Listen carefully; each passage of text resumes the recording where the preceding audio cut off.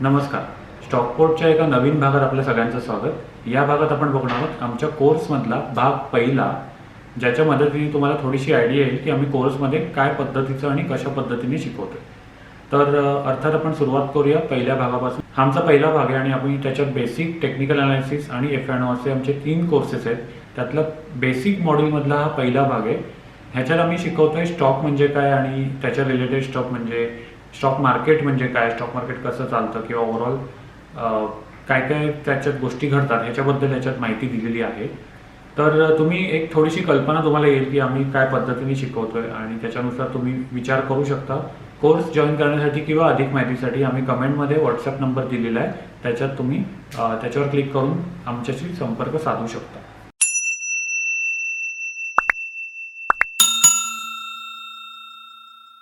Stockport basic भाग पहिला. ह्याच्यावर आपण बघणार आहोत अगदी बेसिकपासून काय काय ते लिस्ट बघूया. स्टॉक म्हणजे काय, डीमॅट अकाउंट म्हणजे काय, भारतीय share market, NSE BSE, Nifty 50, Sensex 30, Nifty rebalancing, advance decline ratio.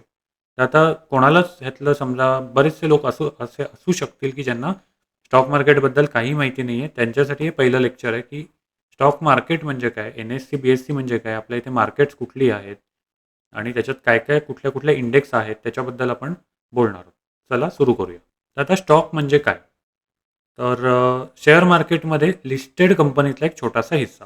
Listed company म्हणजे काय, तर आपल्या आजूबाजूला आपल्या इकडे MIDCमध्ये वगैरे इंडस्ट्रियल एरियात बऱ्याचशा कंपन्या असतील. त्या कंपन्यांचे स्टॉक आपल्याला कदाचित घेता येत नाहीत कारण त्या पब्लिक नाही आहेत. पब्लिक नाही आहेत म्हणजे नोंदणीकृत नाही आहेत स्टॉक मार्केटमध्ये. तर आता अशा वेळी कुठल्याही स्टॉक कंपनीचे म्हणजे कुठल्याही कंपनीचे स्टॉक आपण जाऊन घेऊ शकत नाही. तर ती कंपनी पहिल्यांदा नोंदणीकृत असणं आवश्यक आहे स्टॉक मार्केटमध्ये. तेव्हाच आपण त्यांच्या स्टॉकची देवाणघेवाण करू शकतो. तर लिस्टिंग किंवा एखाद्या कंपनीचं लिस्टिंग असणं म्हणजे ती नोंदणीकृत आहे आणि त्याचा छोटासा हिस्सा आपण बाय किंवा सेल म्हणजेच खरेदी किंवा विक्री करू शकतो. त्याला आपण म्हणतोय स्टॉक. आणि आता बऱ्याच वेळेला असं होतं की एखादी मोठी कंपनी आपल्याला चालू करायची आहे. तर असं होऊच शकतं की त्याच्या सगळ्या परवानग्या आणि ओव्हरऑल इन्फ्रा चालू होईपर्यंत कदाचित आपल्याला एक 5-10 वर्षसुद्धा जाऊ शकतात किंवा एखादी आपली अख्खी पिढीसुद्धा त्यात जाऊ शकते. म्हणजे आत्ताच्या ज्या नावाजलेल्या कंपन्या आहेत त्यांचं तुम्ही बघू शकता की कदाचित दुसरी का तिसरी पिढी त्या कंपनीमध्ये काम करते किंवा कंपनी उभी केलेली आहे. तर असं होऊ शकतं की पूर्ण एम्पायर उभं होईपर्यंत 1-2 पिढ्या जाऊ शकतात आणि कदाचित आपली तेवढी थांबायची तयारी असू शकत नाही. तर अशा वेळी आपण त्या कंपनीच्या स्टॉकमध्ये समजा हिस्सेदारी घेतली तर आपल्याला त्यांच्या फायद्यासोबत आपला पण फायदा करून घेता येऊ शकतो आणि ते सुद्धा कुठलीही कंपनी उभी न करता. त्यामुळे स्टॉक मार्केटमध्ये आपण बघितलं की लॉकडाऊन वगैरे जेव्हा लागलं होतं तेव्हा बरेचसे लोक स्टॉक मार्केटमध्ये आले होते आणि त्यांच्या ह्याच्यात हाच फायदा झाला की तुम्हाला कुठलीही एखादी कंपनी उभी न करता त्या कंपनीचा फायदा असेल तर आपल्याला सुद्धा त्याच्यासोबत फायदा करून घेऊ शकतो. एकीकडे फायदा आहे तर तसं नुकसानसुद्धा कंपनीचं झालेलं नुकसान हे आपल्याला नुकसान ठरू शकतं. ही त्याची दुसरी बाजू. तर आता छोटासा हिस्सा जो आपण बघितला तो आता आपण एक कल्पना करू शकतो की एखादा पूर्ण फ्लॅट आपल्याला घेणं शक्य नाही आहे.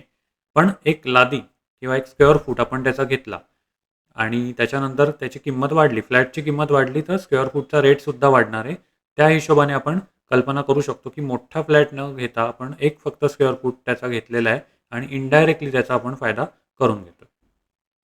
तर आता मागणी आणि पुरवठा तत्त्वावर हे स्टॉक मार्केट चालतं म्हणजे सप्लाय आणि डिमांड. तर ही गोष्ट आपण सगळीकडेच बघितली म्हणजे अगदी डिसेंबरला गोव्याची फ्लाईट्स किंवा महाग झालेल्या गोष्टी म्हणजे अगदी कांदा 100च्या पार किंवा टोमॅटो ₹3 किलो. या दोन्ही गोष्टी म्हणजे एकदम एक्स्ट्रीम आहेत. एकदम महागाई, एकदम स्वस्ताई. कारण मागणी आणि पुरवठा या गोष्टींमध्ये इम्बॅलन्स झालेला आहे, असमतोल आढळतोय. असं होऊ शकतं. त्यामुळे प्रत्येक स्टॉक मार्केटमध्ये सुद्धा प्रत्येक स्टॉकच्या बाबतीत मागणी आणि पुरवठा हे तत्त्व चालू असतं आणि ते वरखाली होत असल्यामुळे स्टॉकच्या किमती वरखाली होत असतात. स्टॉक एक्सचेंजच्या मार्फत इलेक्ट्रॉनिक पद्धतीने खरेदी किंवा विक्री आपण करू शकतो. स्टॉक एक्सचेंजच्या मार्फत. तर आता स्टॉक एक्सचेंज हे काय एक आपण म्हणू शकतो मेडिएटर किंवा मध्यस्थ. आपल्याला 2 अनोळखी लोकांना एकत्र आणण्याचं काम स्टॉक मार्केट करतं. म्हणजे आपल्याला एखादा स्टॉक विकत घ्यायचा आहे, तर तो नोंदणीकृत असणं आवश्यक आहे हे आपण बघितलंच. त्याच्यानंतर तो स्टॉक आपण समजा एखाद्या माणसाकडून घेतोय, तर ती जी व्यक्ती आहे, स्टॉक आपल्याला विकणारी, ती व्यक्ती कदाचित दिल्लीत बसलेली असू शकते आणि मी मुंबईत आहे किंवा पुण्यात आहे, असं होऊ शकतं. तर आता इथून मी बाय केला, तर तो दिल्लीच्या माणसाकडून असलेला स्टॉक माझ्याकडे येणार आहे किंवा मी तो स्टॉक थोड्या वेळानंतर विकायला बसलेलो आहे, तर तो चेन्नईच्या माणसाला जाऊ शकतो. तर हे एकत्र आणण्याचं काम स्टॉक मार्केट करतं आणि त्याच्या हिशोबाने आपलं काम सुलभ झालेलं आहे आणि जलदही झालेलं आहे. पूर्वी 14-14 दिवसांची सेटलमेंट सायकल होती. आता इलेक्ट्रॉनिक ट्रेडिंग पद्धतीने हे जे काम आहे ते सुलभ, जलद झालेलं आहे आणि आता आपण हळू-हळू T+0 सेटलमेंटकडे जातोय. या सगळ्या सेटलमेंट वगैरे काय आहेत ह्यांचा एनिवे आपला व्हिडिओ आहेच आणि अर्थात कोणाला ह्याच्याबद्दल आणखी माहिती घ्यायची असेल तर आमच्या कोर्समध्ये अजून भरभरून आम्ही गोष्टी दिलेल्या आहेतच. तर आता पूर्वी काय होतं, कागदोपत्री स्टॉक ट्रेडिंग चालायचं. जसं आपण किसान विकास पत्र किंवा LICच्या पॉलिसी वगैरे घेऊन येतो आणि त्यांचे कागद सांभाळून ठेवावे लागतात. तसं स्टॉकसुद्धा सांभाळून ठेवायला लागायचे. तेव्हा इलेक्ट्रॉनिक पद्धत नव्हती. तेव्हा पेपर ट्रेडिंग होतं आणि आता इलेक्ट्रॉनिक पद्धत आली, ज्याच्या मदतीने तुम्ही कुठेही बसून म्हणजे अगदी तुम्हाला फिरायची आवड असेल तर तुम्ही ट्रॅव्हलिंग करता करता सुद्धा ट्रेडिंग करू शकता एका बटनाच्या आधारे. एक बटन दाबलं की तुम्ही बाय करू शकता, सेल करू शकता आणि अगदी इंट्राडे ट्रेडिंगसुद्धा करू शकता. तर हे इतकं सोपं काम झालेलं आहे सध्याच्या इंटरनेट किंवा वेगवान जगामुळे आणि त्याच्यासाठी तुम्ही दुसऱ्या कंट्रीमध्ये असाल तरीसुद्धा हे करणं शक्य आहे. त्यामुळे फार सोपं झालेलं आहे. तर आता डीमॅट अकाउंट म्हणजे काय? डीमॅट अकाउंट हा शब्द तुम्ही ऐकला असेलच. तर डीमॅट अकाउंट म्हणजे काय? तर डीमॅटचं फुल फॉर्म आहे डीमटेरियलाइज. डीमटेरियलाइज. तर आता ह्याच्यात काय की पूर्वी शेअर सर्टिफिकेट, जसं मी म्हटलं की कागदोपत्री व्यवहार चालायचे आणि त्याचे शेअर सर्टिफिकेट आपल्याला सांभाळून ठेवायला लागायचे. तर असं चित्रात जस्ट उदाहरण म्हणून दाखवलं की अशी शेअर सर्टिफिकेट तुमच्याकडे कदाचित असू शकतात. तर आता ही जी आहे ती आपल्याला सांभाळून ठेवायला लागायची. तर ती फार कटकटीची गोष्ट होती. त्यामुळे हळूहळू कागदोपत्री ट्रेडिंग बंद करून इलेक्ट्रॉनिक पद्धतीमध्ये बदलण्यात आलं आणि हे जे कागदोपत्री शेअर्स होते ते बदलून घेण्यासाठी सरकारी मुदत दिली होती सरकारने. आता ती उलटून गेलेली आहे. पण जसं डिमॉनिटायझेशनच्या वेळी आपल्याला एक मुदत दिली होती सरकारने की या वेळेमध्ये आपल्याला त्या नोटा बदलून घ्यायच्यात, तसंच हे जे स्टॉक्स आहेत ते डिमटेरियलाइज करायचे होते, म्हणजे त्या पेपर फॉर्मॅटमधून इलेक्ट्रॉनिक पद्धतीमध्ये बदलायचे होते. तर इलेक्ट्रॉनिक ट्रेडिंग हे तेव्हा अस्तित्वात आलं हळूहळू आणि आता कागदोपत्री व्यवहार हे इतिहास जमा झालेले आहेत. त्यामुळे कोणाकडे समजा ते शेअर्स असतील तर सध्यासुद्धा तुम्ही बदलू शकता. त्याची एक वेगळी प्रोसिजर आहे. ती ब्रोकरकडे जाऊन तुम्हाला चेक करायला लागेल. तर ते सुद्धा बनवू शकता, बदलू शकता, पण त्याला कदाचित आता पेनल्टीसुद्धा लागू शकते किंवा तो ब्रोकर काही प्रमाणात त्याचं ब्रोकरेज किंवा फी चार्ज करू शकतो. तर आता काही काही वेळेला असं होतं की घराच्या माळ्यावर किंवा घर बदलताना बऱ्यापैकी ते स्टॉक्स लोकांना सापडत आहेत कधी-कधी आणि काही काही वेळेला लक्षात नसतात किंवा मागच्या पिढीला अचानक सापडतात आणि मग ते सांगतात की आमच्याकडे एवढे स्टॉक्स आहेत. तर अशा घटना तुम्ही बघितल्या असतील की आजोबांनी घेतलेले स्टॉक्स अचानक त्यांना मिळाले आणि त्यांनी जेव्हा बदलायला गेले तेव्हा ते बदलता आले नाहीत, कारण ते इलेक्ट्रॉनिक पद्धतीमध्ये आधी कन्व्हर्ट करायला लागतील आणि मग बदलता येतील, असं करायला लागतं. तर आता सेंट्रल डिपॉझिटरी नावाची एक सिस्टम आत्ता अस्तित्वात आली काही वर्षांपूर्वी. सेंट्रल डिपॉझिटरी काय करते, तर आपले जे स्टॉक्स आहेत ते लॉकर पद्धतीमध्ये स्टोअर करतात. तर आता एक म्हणजे आत्तापर्यंत आपण कागदोपत्री होते ते आपल्या फाईल्समध्ये, फोल्डर्समध्ये किंवा आपल्या तिजोरीमध्ये ठेवत असू. ही सेंट्रल डिपॉझिटरी काय करते, इलेक्ट्रॉनिक पद्धतीने ते स्टॉक शेअर म्हणजे जे स्टॉक्स आहेत ते स्टोअर करते. तर सेंट्रल डिपॉझिटरी आहेत ते आपण पुढे बघणारच आहोत. तर तुमच्या नावाचं 2 डीमॅट अकाउंट असू शकतात का? हो, असू शकतात. 1, 2, 3, 4, 5 तुम्ही अगदी ब्रोकर्सकडे वेगवेगळ्या काढू शकता तुमच्या नावाने. पॅन कार्ड तुमचं एक असल्यामुळे तुम्ही जास्त डीमॅटसुद्धा काढू शकता. म्हणजे कोणाचं झिरोदामध्ये असू शकतं, कोणाचं एंजलमध्ये असू शकतं, कोणाचं आणखीन अजून कोणाकडे असू शकतं. अर्थात तुम्हाला डीमॅट अकाउंट काढायचं असेल तर आम्ही मदत करतो. त्यामुळे आमची झिरोदामध्ये वगैरे डीमॅट अकाउंट काढायचं असेल तर डीमॅट अकाउंटची लिंक आहे ती डिस्क्रिप्शनमध्ये दिलेली आहे. तिथे तुम्ही क्लिक करून अकाउंट काढू शकता. त्यातून तुम्हाला त्याच्यात समजा मदत हवी असेल काढताना तर आम्ही आमचा WhatsApp नंबर इथे खाली दिलेला आहे. तिथे तुम्ही कॉल करून आम्ही असिस्ट तुम्हाला करू शकतो. तर आता जसं ही एक आपण रिप्रेझेंटेशन म्हणूया की सेंट्रल डिपॉझिटरी अशी असू शकते. तर डीमॅट, ट्रेडिंग आणि बँक अकाउंट हे तिन्ही हल्ली 3 in 1 अकाउंट तुम्हाला मिळतं आणि त्याच्या मदतीने तुम्ही ट्रेडिंग करू शकता. आता जेव्हा समजा तुम्ही झिरोधासारख्या एखाद्या ब्रोकरकडे अकाउंट काढता, तेव्हा डीमॅट आणि ट्रेडिंग हे एकत्रच असतं. त्याला आपण बँक जोडतो. किंवा काही बँकांमध्येच तुम्हाला हे 3 इन 1 अकाउंट डायरेक्टली मिळतं. कारण तुम्ही बघितलं असेल, की जेव्हा तुम्ही बँकेत अकाउंट काढायला जाता, तेव्हा ते मागे लागतात तुमच्या, की आमच्याकडे डीमॅट अकाउंट पण काढा, म्हणजे एकाच ह्याच्यात तुमचं होऊन जाईल. तर हल्ली 3 इन 1 अकाउंट मिळतात. त्यामुळे तुमचं काम आहे ते बरंच सोपं झालेलं आहे. तर आता ही जी डीमॅट अकाउंट आहेत आणि त्यांची जी डिपॉझिटरी आहे ती स्टोअर करण्यासाठी, म्हणजे स्टॉक स्टोअर करण्यासाठी ही ज्या डिपॉझिटरी आहेत त्या वापरल्या जातात. त्या 2 कंपन्या होल्ड करतात. एक आहे NSDL आणि एक आहे CDSL. दोघांचा फुल फॉर्म आहे नॅशनल सिक्युरिटीज डिपॉझिटरी लिमिटेड आणि सेंट्रल सिक्युरिटीज डिपॉझिटरी लिमिटेड. त्याच्या जोडीला आपल्याकडे NSE आणि BSE ही 2 स्टॉक एक्सचेंज आहेत.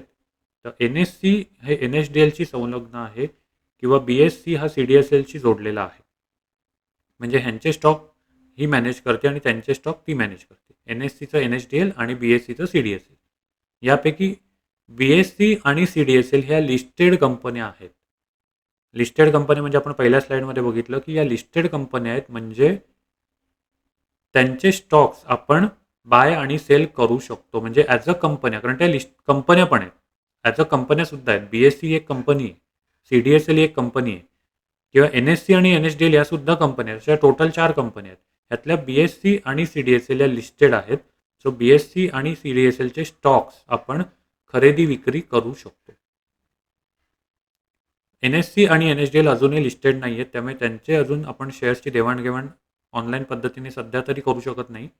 पण कदाचित भविष्यात त्यांचा IPO वगैरे येऊ शकतं. त्याचं पण ट्रेडिंग आपण सुरू करू शकतो. असं होऊ शकतं.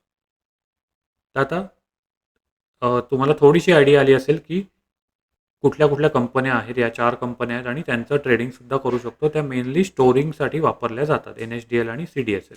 NSE आणि BSE 2 एक्सचेंजेस आहेत, ती आपण पुढच्या ह्याच्यात बघणार आहोत. त्यातून NSDL आणि CDSL किंवा BSE NSE हे आतून जोडलेले, त्याला आपण म्हणतो ऑपरेटेबिलिटी. तर हे आतून जोडले असल्यामुळे तुम्ही एखादा स्टॉक समजा NSEला घेतला असेल, तर दुसऱ्या दिवशी म्हणजे एका दिवसानंतर तो BSEला विकू शकता किंवा BSEमध्ये घेतला असेल तर तो NSEमध्ये विकू शकता. हे शक्य होतं त्यांच्या इंटरकनेक्शनमुळे. तर फार सोपं झालेलं आहे काम सध्या. त्यामुळे ह्याचा पण लाभ आपण घेऊ शकतो. तर आता NSE आणि BSE काय ते आपण बघणार आहोत. NSE म्हणजे नॅशनल स्टॉक एक्सचेंज आणि BSE म्हणजे बॉम्बे स्टॉक एक्सचेंज. सध्या बॉम्बेला आपण मुंबई म्हणतो, त्यामुळे मुंबई अजून त्याचं नाव बदललं नाही आहे. बॉम्बे स्टॉक एक्सचेंज याच नावाने ओळखलं जातं. NSE आहे ते BKCमध्ये आहे, बांद्रा कुर्ला कॉम्प्लेक्समध्ये, आणि BSE आहे ते साऊथ मुंबईमध्ये आहे, दक्षिण मुंबईत आहे, तिथे स्थित आहे. NSE साधारण 1992 पासून सुरू झालेलं आहे आणि फुल्ली कॉम्प्युटराइज आणि मॉडर्नाइज आपलं स्टॉक एक्सचेंज आहे. बॉम्बे स्टॉक एक्सचेंज मुंबईचं जे आहे ते आशियातलं सगळ्यात जुनं आहे, 1875 पासून. म्हणजे किती वर्ष झाली बघा, साधारण 125 किंवा त्याच्याही पेक्षा जास्त, म्हणजे आता 150वं वर्ष चालू आहे. त्याच्या आसपास तेव्हापासून ते चालू झालेलं आहे, 1875 पासून. तर त्याच्यात साधारण 5439 कंपन्या लिस्टेड आहेत. आता हा आकडा वरखाली होऊ शकतो. NSEमध्ये 1952 कंपन्या आहेत. जसे जसे IPO येतील, नवीन कंपन्या लिस्टिंग होईल, त्याच्या हिशोबाने हा आकडा कमी जास्त होणार आहे. 1992 पासून आहे. NSEचा जो बेंचमार्क आहे तो निफ्टी आहे आणि BSEचा बेंचमार्क आहे तो सेन्सेक्स आहे. आता हे शब्द ऐकले असतील, तर हे आपण पुढे बघणारच आहोत नक्की काय आहेत. पण आपण म्हणू शकतो की ही एक इंडेक्स आहे किंवा एक रिप्रेझेंटेशन आहे आपल्या इंडियन इकॉनॉमीचं, भारतीय अर्थव्यवस्थेचं, की समजा आपल्याला भारतीय शेअर मार्केटमध्ये काय चाललंय हे आपल्याला ॲज अ भारतीय बघायचं असेल किंवा बाहेरच्यांना म्हणजे फॉरेनर्सना समजा बघायचं असेल इंडियन मार्केट्समध्ये काय चालू आहे, तर आपल्याला निफ्टी आणि सेन्सेक्समध्ये बघून आपल्याला कळेल की नक्की आपली मार्केट्स काय करतात किंवा आपली इकॉनॉमी काय करते. तर निफ्टी आणि सेन्सेक्स हे बेंचमार्क आहेत. हे नक्की काय असतं हे आपण पुढच्या स्लाइड्समध्ये बघणार आहोत.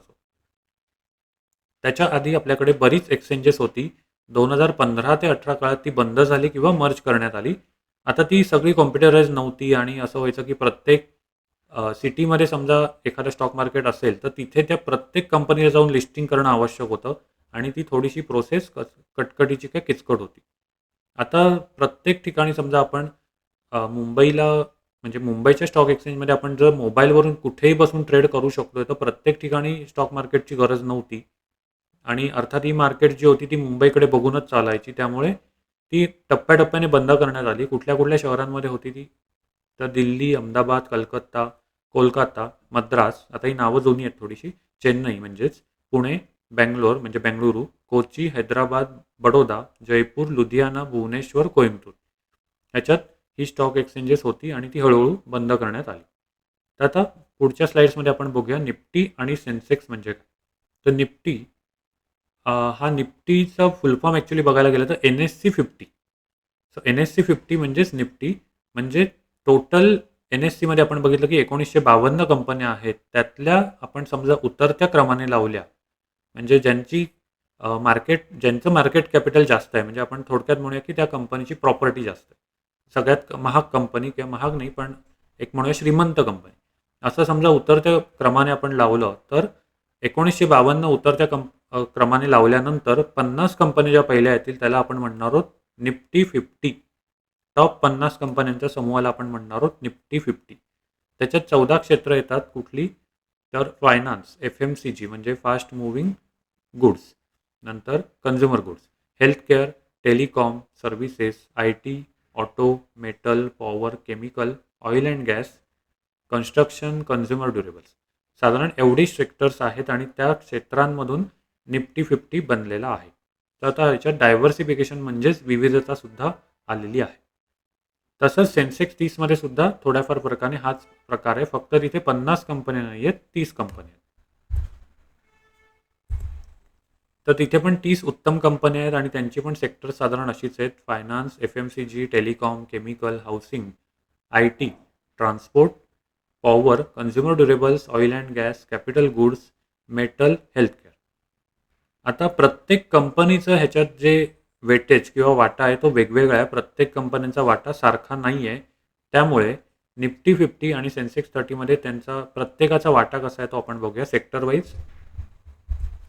तर फायनान्सचा हा जो वाटा आहे 35.26, information technology 13.64, oil and gas 11.33, fast moving consumer goods 9.22, automobile 6.6, construction 4.26, healthcare 4.20, metal and mining 3.76, services consumer durables 3.24, त्याच्यानंतर telecommunication 2.90, power 2.49, construction 2.02, services 0.75, chemicals 0.33. आता हा जो आकडा आहे तसं म्हणायला गेलं तर पुढचे जे दशांश आहेत म्हणजे फ्रॅक्शनमधला पार्ट आहे तो रोज थोडा थोडा बदलत असतो कारण प्रत्येक स्टॉक मार्केटमधला वरखाली होत असतो. त्यामुळे ह्याचं जे पर्सेंटेज आहे ते थोडंसं इकडे तिकडे रोज होऊ शकतं. सेन्सेक्स 30मध्ये 30 कंपन्या असल्यामुळे तिथे प्रत्येकाचा वाटा आहे तो थोडासा जास्त असणार आहे. त्यामुळे हा साधारण आपण बघून घेऊ शकता व्हिडिओ पॉज करून. Finance 39.16, information technology 15.38, oil and gas 10.90, मग FMCG, transport, capital goods, telecom, power, metal, chemical, consumer durables आणि हेल्थकेअर, हाऊसिंग साधारण 1.65, 1.42. तुम्ही व्हिडिओ पॉज करून पर्सेंटेज बघू शकता. ह्यातले सुद्धा पर्सेंटेज रोजचे वेगवेगळे बदलणार आहेत.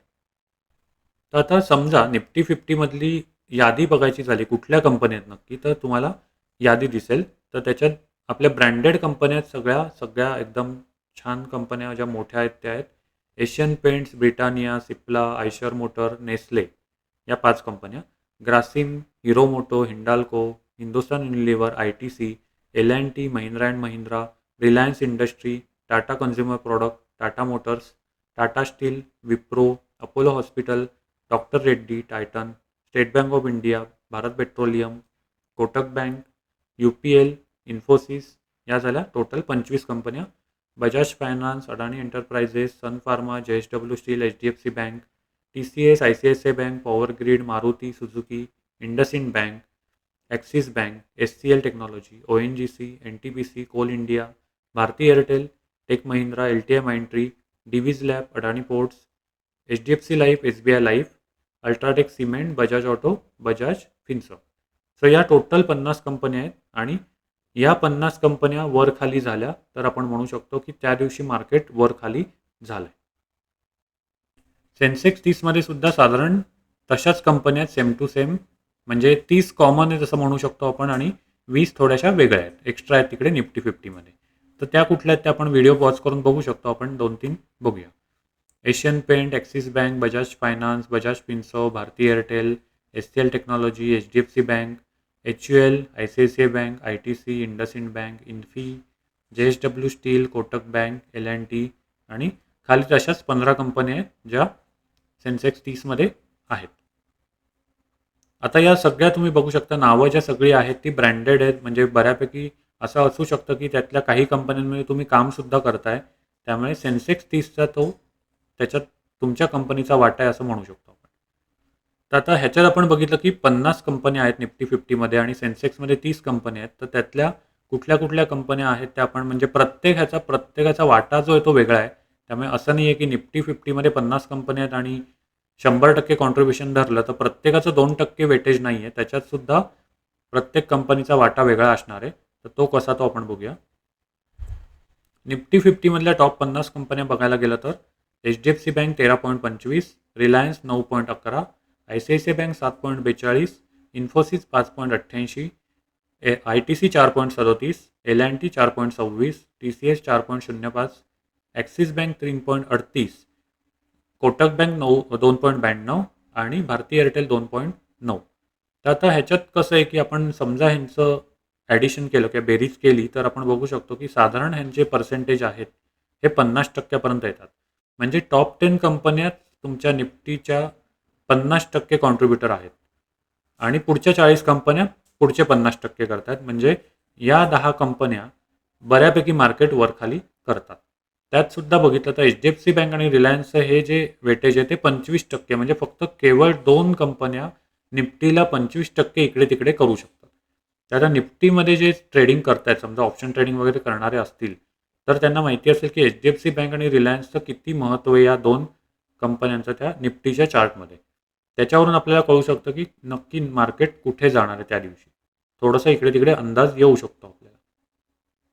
आता ह्याचे जे पर्सेंटेज आहेत ते रोज बदलणार आहेत थोडेसे इकडे तिकडे, कारण मार्केट वर खाली होतोय त्यामुळे तो स्टॉक वर खाली होतोय आणि हे पर्सेंटेज जे आहेत प्रत्येकाचा वाटा फ्रॅक्शनमध्ये रोज इकडे तिकडे थोडासा होऊ शकतो.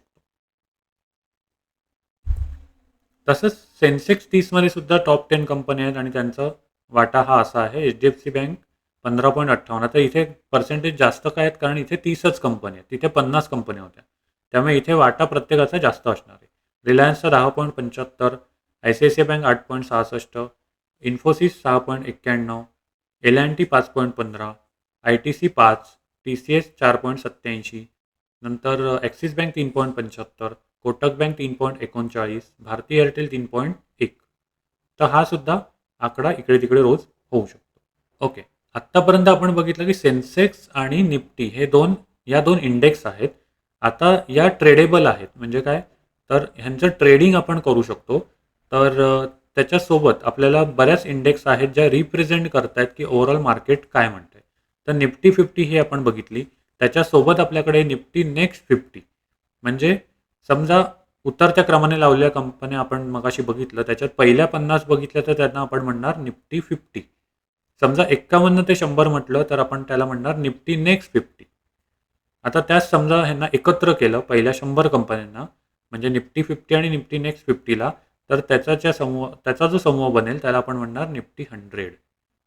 तसंच निफ्टी 200, निफ्टी 500, पहिल्या 100 कंपन्या, पहिल्या 200 कंपन्या, पहिल्या 500 कंपन्या असं होऊ शकतं.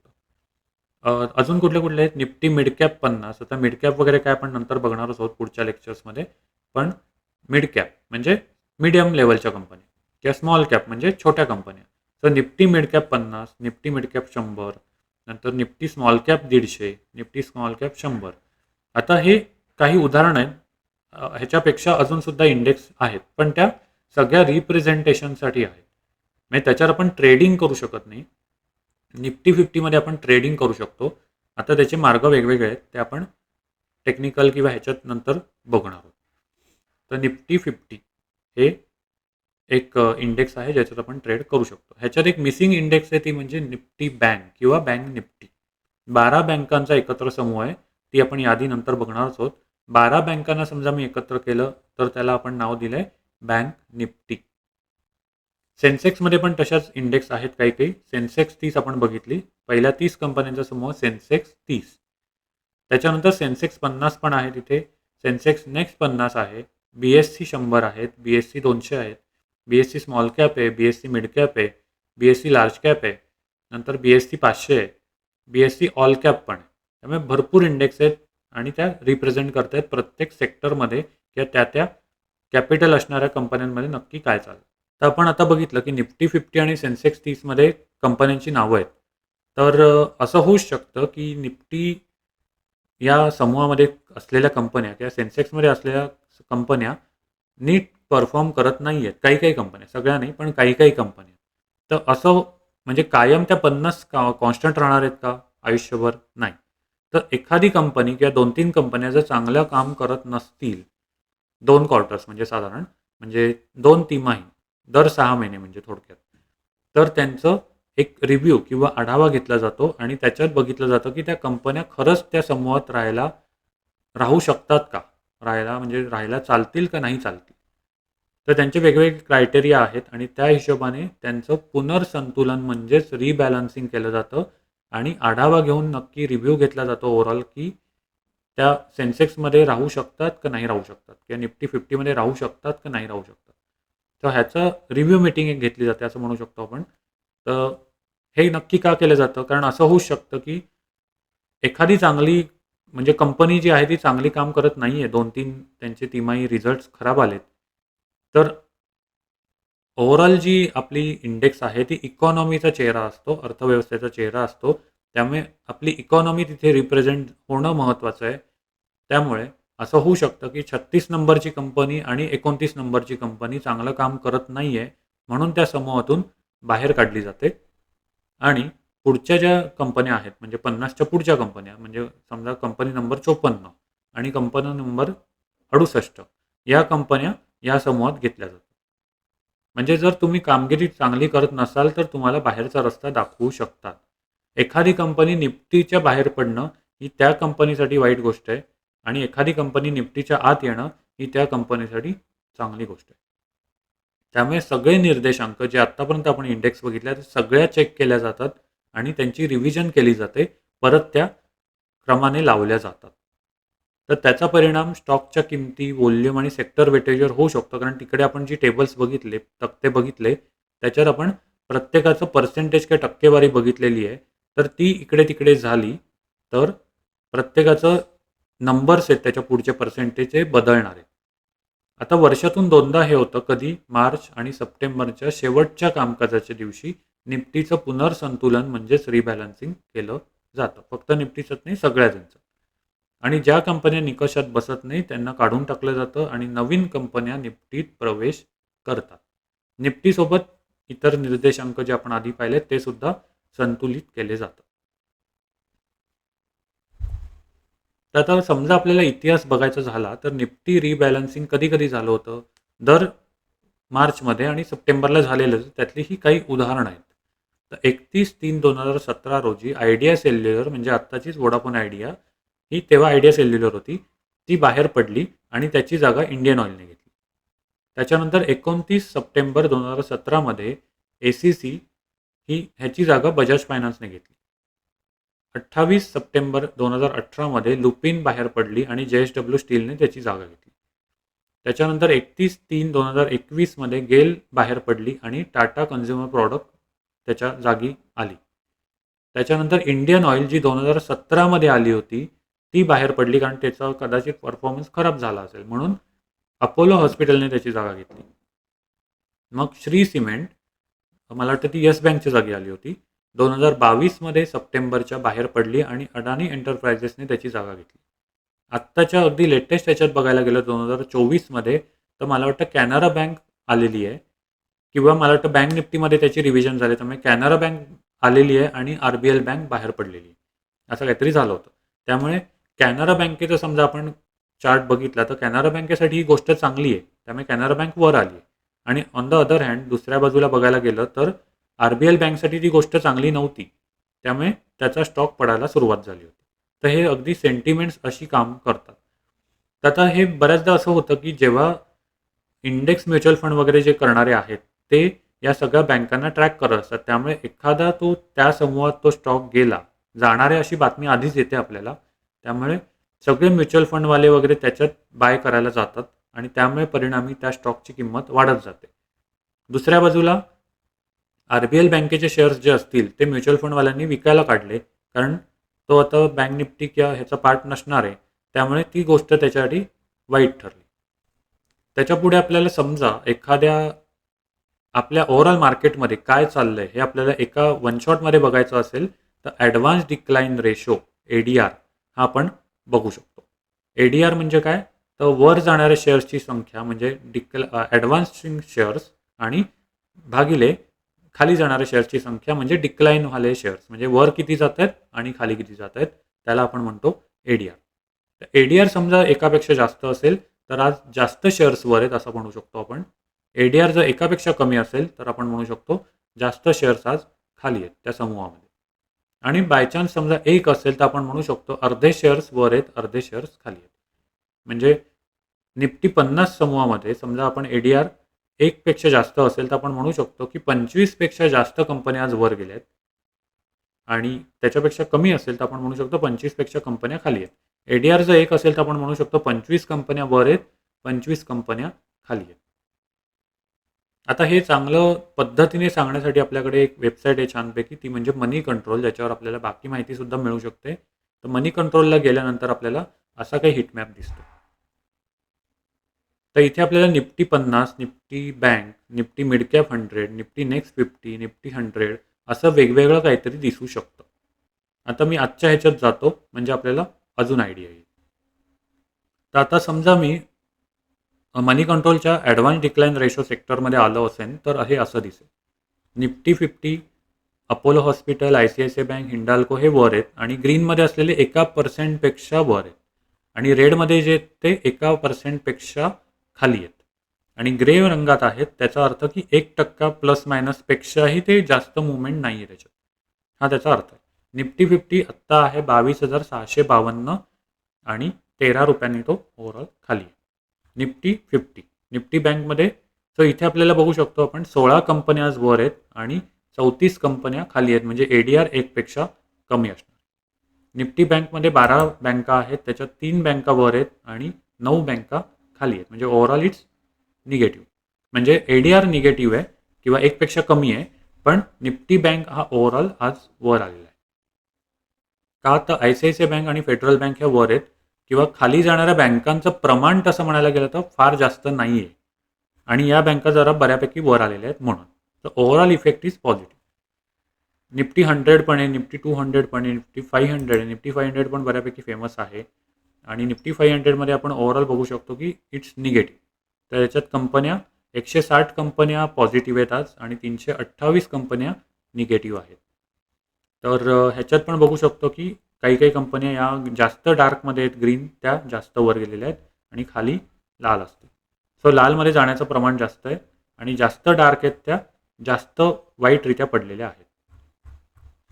तर आता ह्याच्यात आपण बघू शकतो की निफ्टी 50मध्ये वर जाणाऱ्या स्टॉकची संख्या जी आहे किंवा पर्सेंटेज आहे ते 3% वगैरे जास्त गेलेला आहे तो, किंवा खाली पडलेला आहे तो पण 1.84% वगैरे पडलेला आहे. पण हेच जर मी समजा निफ्टी 500मध्ये गेलो तर काय होईल, निफ्टी 500मध्ये वर गेलेल्या स्टॉकची संख्या किंवा ओव्हरऑल पर्सेंटेज जे आहे नंबर 1ला जो आहे त्याचं पर्सेंटेज आहे 10%, किंवा पडलेला जो स्टॉक आहे तो वाईटात वाईट पडलेल्याची पर्सेंटेज ज्याचे जे आहेत ते 4% आहेत.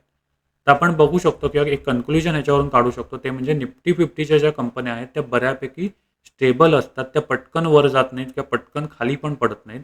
पण जसं आपण निफ्टी 50पासून दूर जाऊ तसं ते स्टॉक आहेत ते थोडेसे अनस्टेबल व्हायला सुरुवात होते आणि त्याच्यामुळे त्यांचं वर जाण्याचं प्रमाण किंवा खाली जाण्याचं प्रमाण हे जास्त असू शकतं पर्सेंटेज वाईज.